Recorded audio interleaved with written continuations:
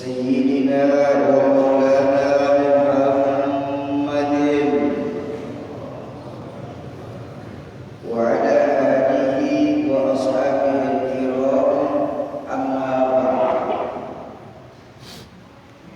Hadratul Mukarramun, para alim ulama, para asatidz dan ustazah, segenap penunggu, wabil khusus Ketua DKM Masjid Besar Al-Faizin beserta pengurus, Al-Mukarram guru saya Mukarram Ustadzul Arfa, ada pengganti orang tua saya di Aceh ini, Mukarram Tengku Amir Hamzah. Mudah-mudahan Allah manfaatkan ilmu beliau-beliau untuk menerangi kita di Banda Aceh tercinta ini. Amin ya rabbal alamin. Yang saya hormati para tokoh-tokoh masyarakat, tokoh-tokoh kebudayaan, segenap aparatur pemerintah baik sipil, TNI dan Polri, segenap pimpinan perbankan syariah, segenap anggota dewan, keluarga besar pengajian Arafah, bapak-bapak dan ibu-ibu jamaah ma'asyiral muslimin dan muslimat, para calon penghuni surganya Allah yang dicintai Allah Subhanahu wa taala.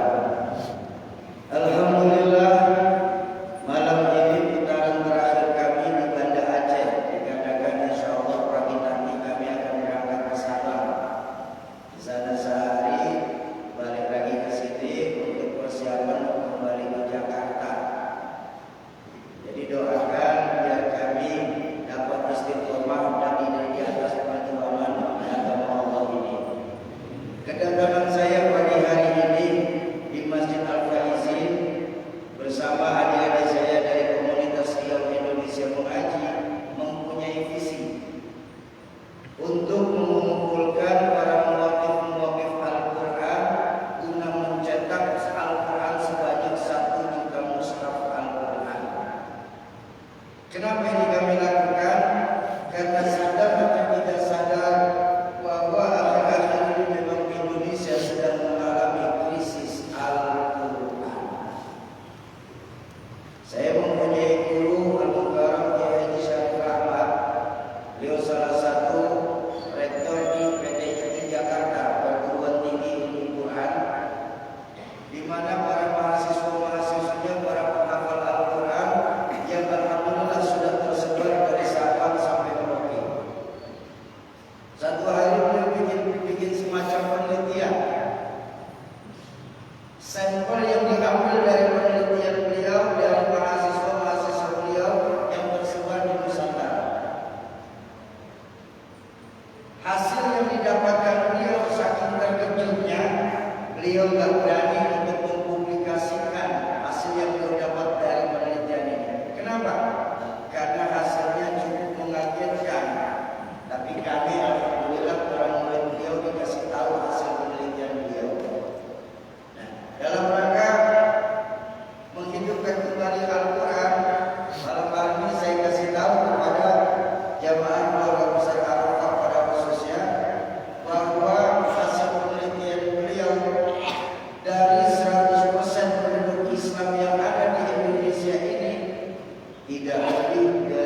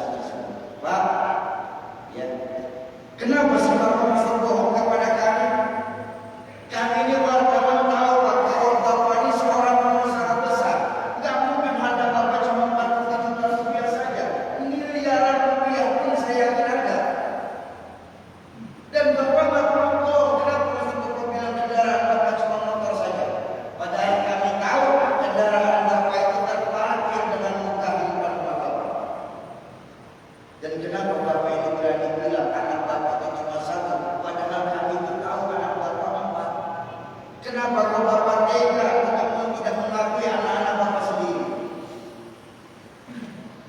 Seraya berkaca-kaca, ini pengusaha tersenyum kecil matanya. Sambil matanya berkaca-kaca, ini pengusaha tersenyum kecil. Dia berkata kepada wartawan, "Mas, mungkin sampean benar bahwa harta saya memang miliaran rupiah. Tapi rasa-rasanya harta yang benar-benar saya keluarkan di jalan motor itu cuma tidak lebih dari 40 juta saja. Itulah harta saya sesungguhnya. Sementara sisa dari 40 juta itu akan habis jadi rebutan buat ahli waris saya." Kamu juga benar bahwa memang selain motor kendaraan saya banyak, bahkan mobil yang terbaru pun kami punya beberapa buah. Tapi rasa-rasanya kendaraan yang bisa mengantarkan saya sampai ke Masjid Al-Faizin ini cuma motor ini saja.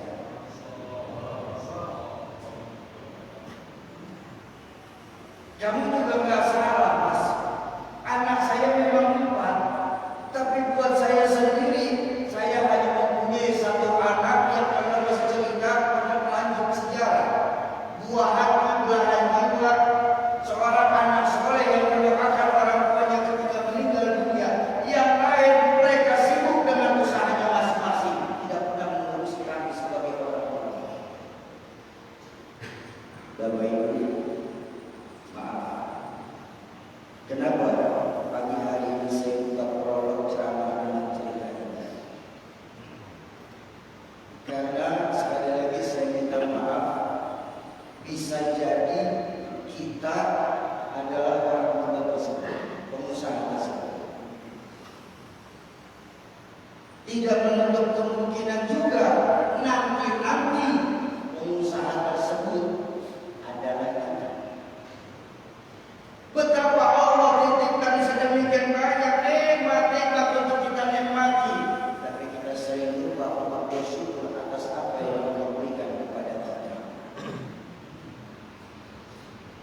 Makanya Imam Al-Ghazali pernah mengajarkan, apa yang beliau ajarkan dalam kitabnya, ini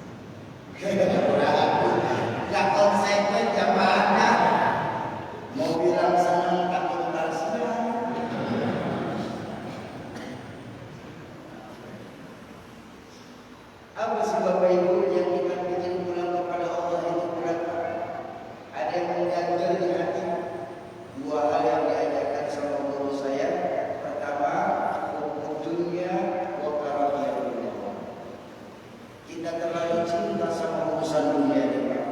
Sehingga timbul saat berpisah ada yang berat dari hati, maka pulang merasa berat. Kenapa? Itu jebakan setan, Pak.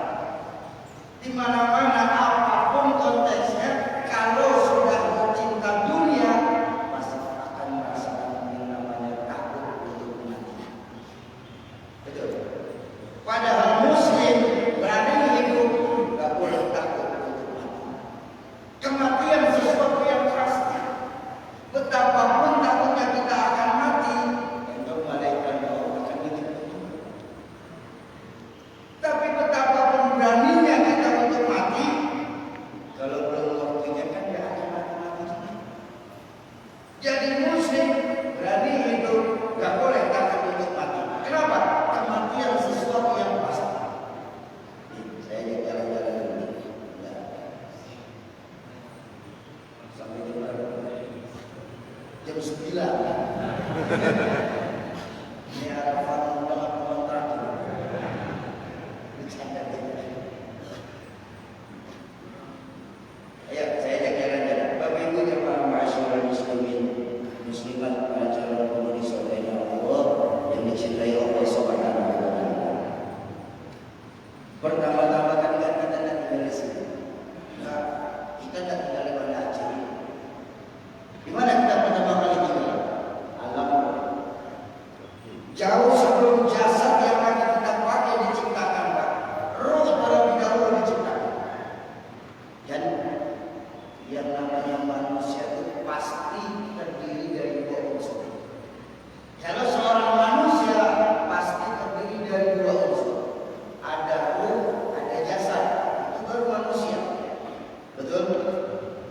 Kenapa? Jasad tanpa ruh bangkai. Ruh tanpa jasad hantu semua. Manusia ada ruh, ada jasad. Tapi jauh sebelum jasad kita diciptakan, ruh terlebih dahulu diciptakan. Berapa lama kita tinggal di alam ruh? Wallahu a'lam bishawab. Cuma Allah saja yang tahu berapa lama kita tinggal di sana. Dari alam ruh mulailah kita hijrah untuk pertama kali pindah. Pindah apa tidak? Kemana kita pindah? Alamul butun, alam rahim, alam yang ada di perut emak kita masing-masing. Pernah tidak kita tinggal di sana? Pernah tidak? Berapa lama? 9 bulan 10 hari yang dalam bahasa Al-Quran disebut wahnan ala wahnin, penderitaan di atas penderitaan. Orang tua kita mengandung kita 9 bulan 10 hari lama. Ada yang 13 bulan ambil kebun. Benar ini Kak? Bu, ada kan Bu? Bapak gak percaya. Maaf, ada yang 2 tahun bahkan. Keluar waktu besar. Kelamaan di dalamnya panas ya. Keluar urusan maksudnya. 9 bulan 10 hari kita di dalam alam. Makanya saya suka nggak habis pikir ketika ada kawan-kawan kita bilang bahwa alam akhirat itu cuma sebatas khayalan belaka.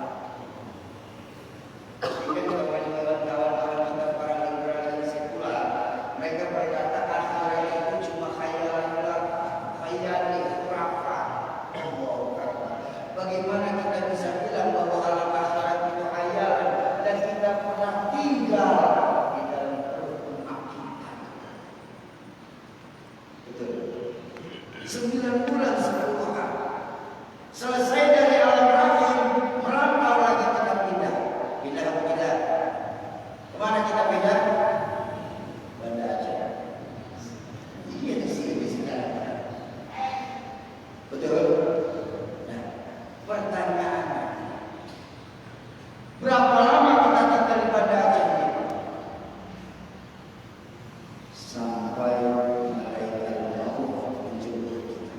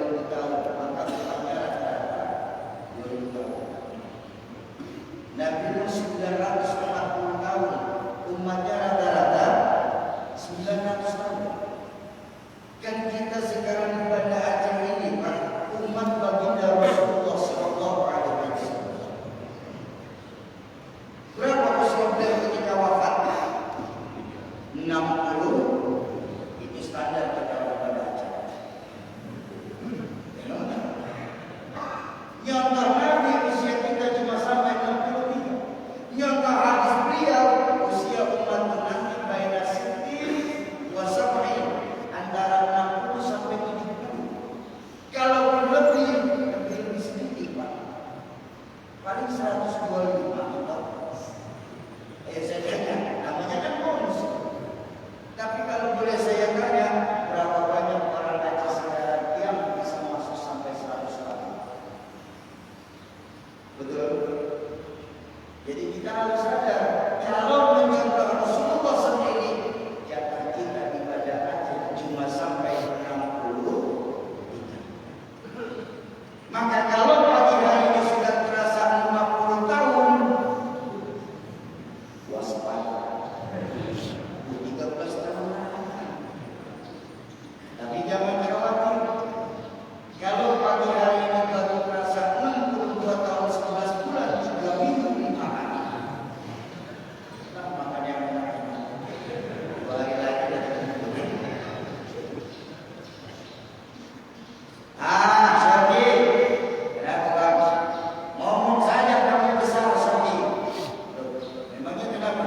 Kamu ini masih muda, Syarif, masih lama. Maaf, Bapak Ibu, soal mau bukan urusan mau was a mysterious problem. Mau itu sesuatu yang misteri. Jangan pernah merasa kita masih muda. Maut tidak pernah menunggu tua kita. Maut tidak pernah menunggu taubat kita. Maut tidak pernah menunggu apa kita sudah banyak apa belum. Maut sesuatu yang misteri. Berapa banyak di sekitaran kita, Bapak Ibu, kakek neneknya sudah sakit-sakit payah, cucunya duluan yang berangkat. Ada yang begini. Jangan pernah bilang, jangan pernah berani bilang kita masih muda. Makanya beruntung kita bahwa Islam ini maut tidak berdasarkan ajal. Kalau pakai ajal mungkin kita menyepelekan maut. Kok bisa? Tahun ini dia mati A, tahun berikutnya B, tahun depannya C, tahun depannya D. Saya S. Abah saya Z, belakang itu bukan B. Mau gak pernah pakai ajal. Jadi siap atau tidak siap, suka atau terpaksa, ikhlas atau tidak ikhlas, yang namanya kematian pasti akan menjemput kita. Betul. Apa yang saya banyak bicara tentang alam dunia ini yang saya banyak bicara sesungguhnya. Mumpung kita masih ada di dunia,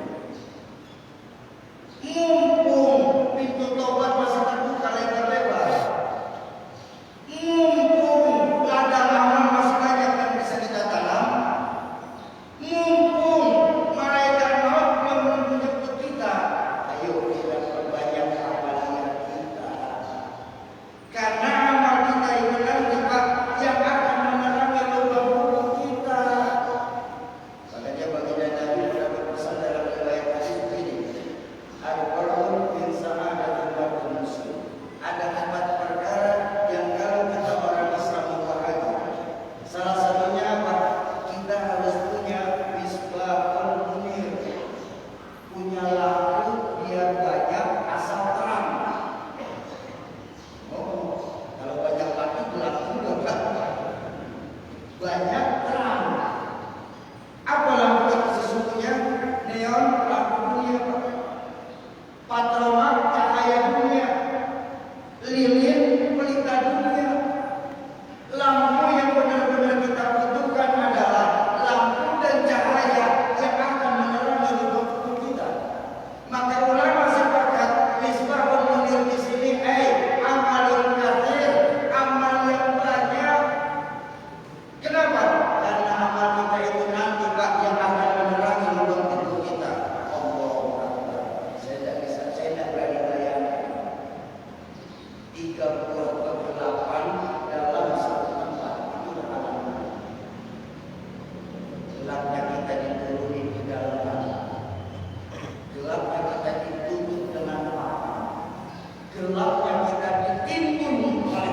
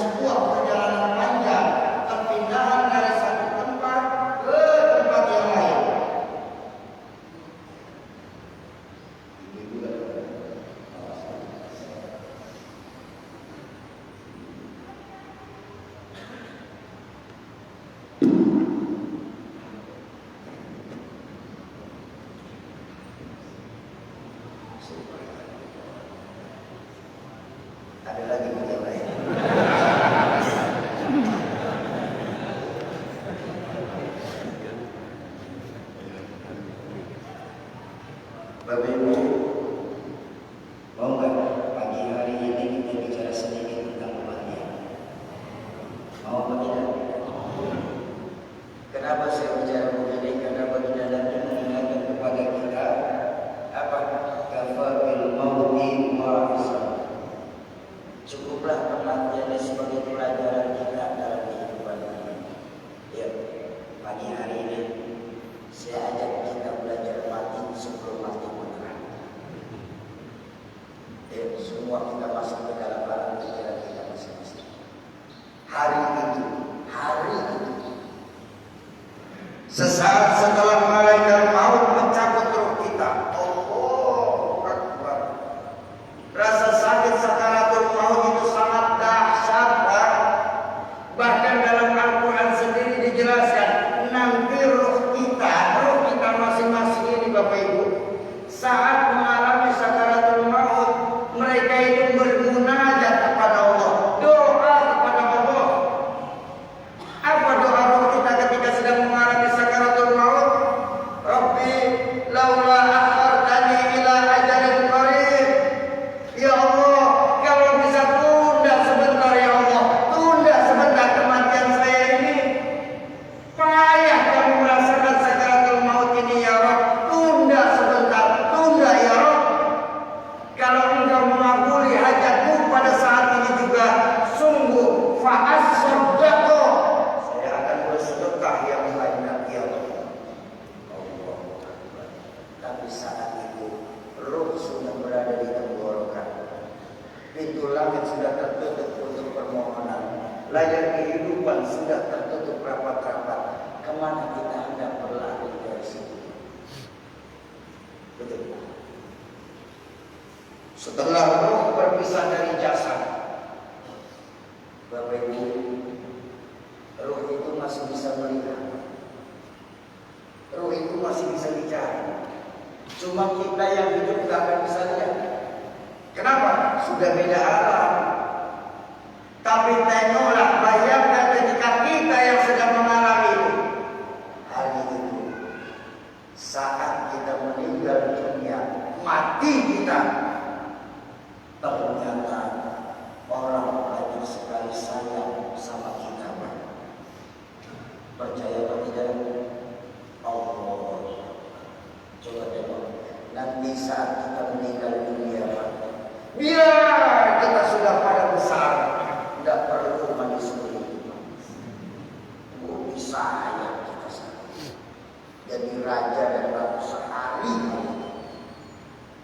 sholat berhenti sudah, tidak usah sholat lagi. Pas mau jalan ke kubur, jalan sendiri. Jangan coba-coba jalan sendiri ke makam. Nanti yang antar bubar. Jangan coba-coba jalan sendiri, Pak. Sini aja, naik kendaraan paling angker. Apa namanya di sini? Keranda. Itu kendaraan paling angker nomor 1 di seluruh dunia. Oh. Coba tengok. Siapa naik pasti mati. Kurang serem apa Pak? Belum pernah gagal. Si A naik mati, si B naik mati. Orang tua saya naik itu sampai sekarang belum pulang. Sudah Pak, jangan jalan sendiri, sini aja naik. Ya sudah, ikutlah kita saat ini naik kendaraan angker dan sekaligus kendaraan paling mewah. Kerana itu tanpa kita sadari kendaraan paling mewah. Penghuninya 1, penumpangnya 1, supirnya bisa 6. Iya kan? Kalau kita sekarang punya mobil, Pak, penumpang yang banyak, supirnya tetap 1. Tapi kalau keranda, penumpangnya kita nggak perlu rebut-rebutan tempat, Pak. Udah, naiklah kita ke keranda. Sudah naik, Pak. Sudah sampai diusunglah kita saat itu. Betul. Saat kita diusung, Pak, lagu yang akan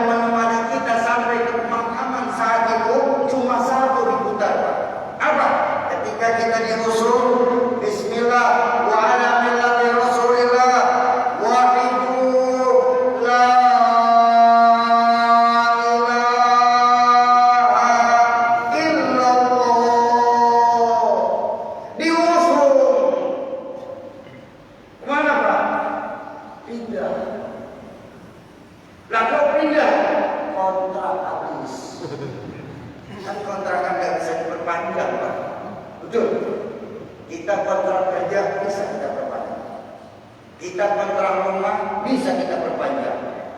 Tapi kalau sudah kontrak mati, la yastakhiruna sa'atan wa la yastaqdimun. Kita nggak bisa mengakhirkan, kita juga nggak akan pernah bisa mendahulukan. Kenapa? Kullu nafsin dha'iqatul maut. Semua yang bernafas pasti akan melewati sebuah pintu yang bernama kematian. Saat kita diusung hari itu, yang antar kita ke pemakaman menurut hadis Nabi itu kan ada tiga. Siapa? Ahlimu wa maluhu wa amal. Keluarga, harta dan amal antar kita sampai ke pemakaman. Tapi sayang, yang dua pulang lagi ke pemakaman tidak akan mau kita masuk. Siapa? Yang pertama keluarga. Allah.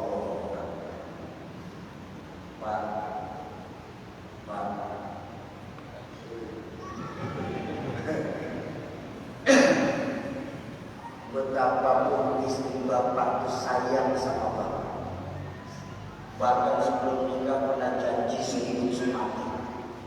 Apa kata istri kita saat pacaran saat itu? Bang, apalah artinya hidup ini tanpa kau di sisi Tuhan.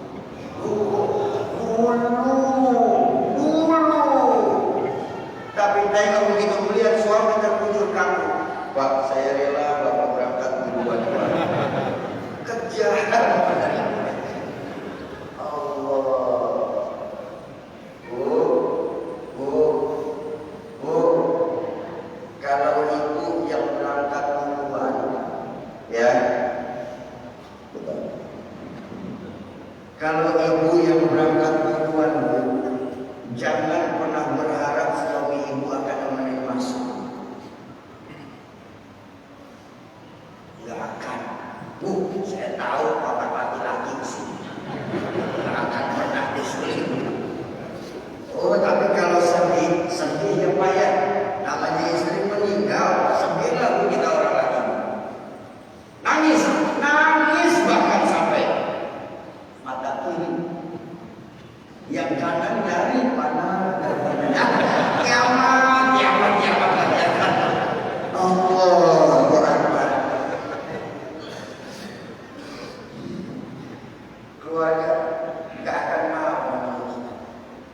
Kita punya kawan yang saat ibadah haji sekarang ini pernah seias kata, seiring sejalan.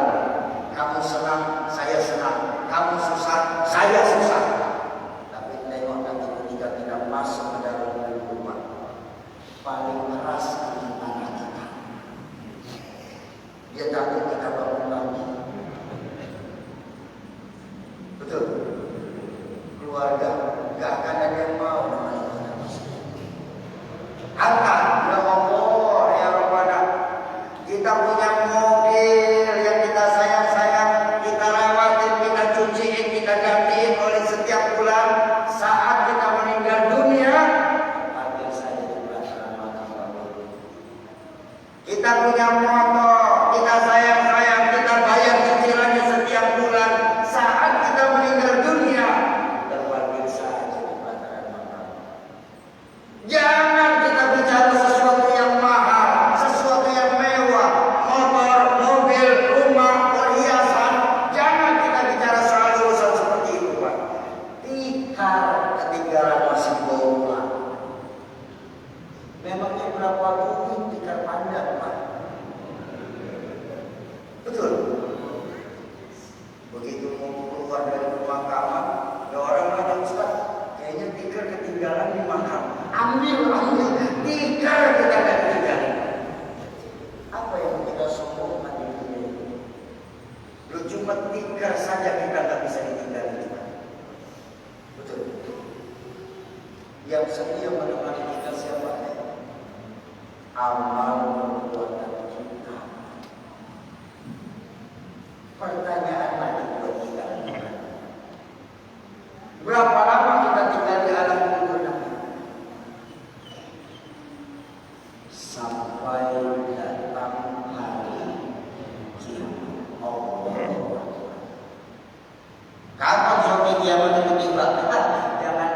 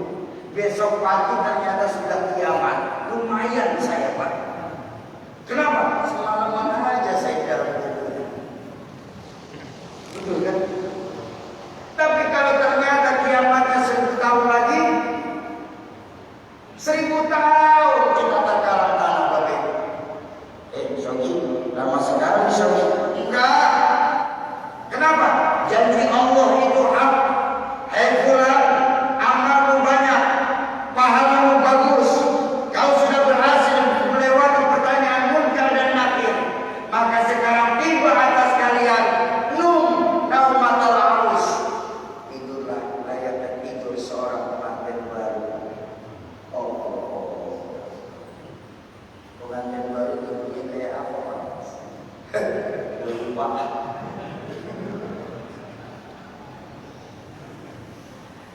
Pagi-pagi istrinya datang deketin suaminya, bang, apa tidak malu cepat sekali?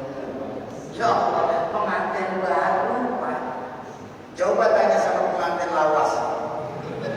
Ini kan pengantin lawas, pengantin senior ini pak. Masih kurang yakin? Baik, ayo kita buka surah Al-Kahfi. Diceritakan dalam surah Al-Kahfi bagaimana ulama-ulama kita tertidur ratusan tahun di dalam Quran. Ratusan tahun dia tertidur. Begitu bangun tidur, perut terasa lapar. Masing-masing sambil nungguin kelaparannya bercerita tentang kebaikan masing-masing. Satu orang bercerita kebuka sedikit pintu gua, bercerita kebuka lagi pintu gua, sampai terbuka utuh. Karena pintu sudah terbuka, perut terasa lapar, turun ke bawah ke pasar pak. Belanja makanan, bayarnya pakai duit ratusan tahun yang lalu. Melotot orang pasar. Silakan buka dalam surah Al-Kahfi. Dijelaskan ketika ulama-ulama kita oleh para penghuni pasar, kam labistum qalu labisna yauman aw ba'da yaum. Abang berapa lama tinggal di dalam gua? Saya rasanya 1 hari.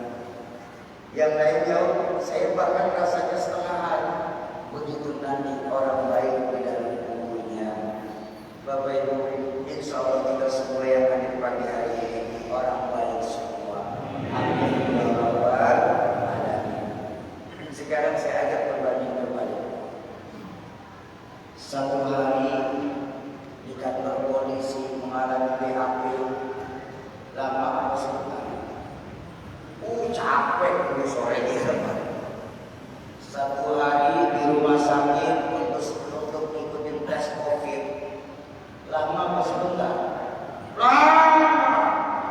Begitu nanti baca di dalam bukunya. Jadi mumpung Bapak Ibu, kalau kita belum berpisah dari jasa, ladang amal masih banyak yang bisa kita tanam. Ayo kita perbanyak kebaikan yang kita lakukan di dunia ini. Nah, dalam rangka untuk menambah amal yang kita buat bekal kita nanti, pagi hari ini saya beserta adik-adik saya dari rombongan komunitas Riau Indonesia Mengaji membawakan ke hadapan Bapak Ibu proposal investasi akhirat. Ya, proposal investasi akhirat ini loh yang menurut saya dan guru-guru saya adalah investasi yang sangat menguntungkan buat kita. Selama ini kita hanya disibukkan dengan investasi dunia, tapi kita suka lupa investasi akhirat kita. Bahasa yang sering saya pakai, betapa akhir-akhir ini kita lebih sering memikirkan bagaimana hidup enak, tapi lupa mempersiapkan hati kita. Kenapa saya berani bilang ini investasi yang paling menguntungkan buat kita? Karena dalam Islam diajarkan orang yang membantu orang lain dalam melakukan kebaikan, maka pahalanya sama seperti orang yang melakukan kebaikan itu sendiri. Nah, kebaikan orang yang membaca Al-Quran disebutkan dalam hadis baginda Nabi apa? Satu hurufnya akan dilipat gandakan 10 kali lipat. Masya Allah. Mana ada Pak bisnis yang paling menguntungkan selain bisnis sama Allah? Satu huruf 10 kali lipat. Bahkan dalam hadis baginda Nabi ditekankan, laisa alif lam mim harfun. Alif lam mim itu bukan satu huruf menurut baginda Nabi. Akan tetapi alif satu huruf, lam satu huruf, mim satu huruf. Bayangkan Bapak Ibu, berapa banyak nanti investasi akhirat kita yang akan kita dapat saat kita meninggal dunia nanti. Kenapa saya ajakin ngomong kita tentang untung rugi amal? Karena maaf, sekali lagi saya minta maaf, banyak dari kita ibadah sama Allah itu masih hitung-hitungan. Ya, dicuci maaf sekali, maaf saya harus ngomong begini, termasuk saya. Ibadah saya sama Allah itu masih hitung-hitungan. Apa buktinya kita hitung-hitungan saat ini? Termasuk saya bilang, pastinya saya, bukan termasuk, pastinya saya. Dalam ibadah kepada Allah itu masih sebatas takut neraka,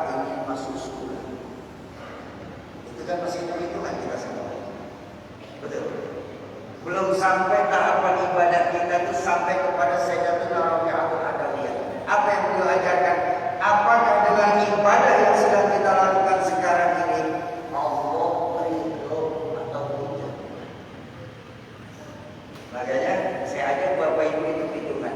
Ini loh investasi akhirat kita. Sungguh baginda Nabi pernah bersabda bahwa orang yang membelanjakan hartanya di jalan Allah itu sesungguhnya tidak akan berkurang sedikit pun hartanya. Justru baliyasdan akan bertambah dan bertambah.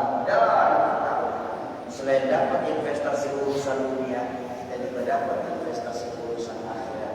Ayo Bapak Ibu, kita persiapkan wakaf terbaik kita pada pagi hari ini.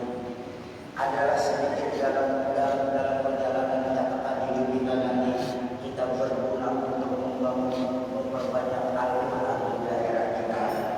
Ya, bagaimana Al-Quran nanti di Aceh ini? Walaupun Aceh ini besar di Mekah, tapi bagaimana Islam di tempat kita 10, 20, bahkan 100 tahun yang akan datang? Apakah masih ada yang bisa menjamin Islam masih bakal ada Islam di Mekah tercinta-cinta ini? Mungkin dari tangan kita lah Al-Quran nanti akan menyebar secara merata di Aceh tercinta kita ini. Ayo Bapak Ibu, siapkan investasi akhirat kita, siapkan wakaf terbaik kita. Jangan khawatir membina melihat Bapak Ibu. Kenapa?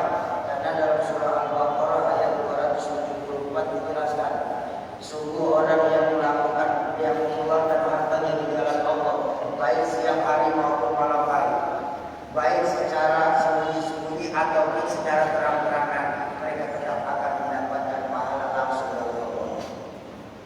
Saya punya guru mengajarkan kalimat dalam surah ini, sirron wa alaniyatan. Sirron sembunyi-sembunyi, itu kalau targetnya skala kecil. Artinya kalau kita sedekah untuk diri kita, kalau kita sedekah untuk keluarga kita, maka boleh dan dibaguskan, disunahkan menurut baginda Nabi, tangan kanan memberi, tangan kiri ke belakang. Tapi ketika kita bicara soal ridho agama, maka wajib atas kita wa alaniyatan, secara terang-terangan. Kenapa? Mereka yang berbuat maksiat sekarang ini berada terang-terangan. Betul. Kenapa kita yang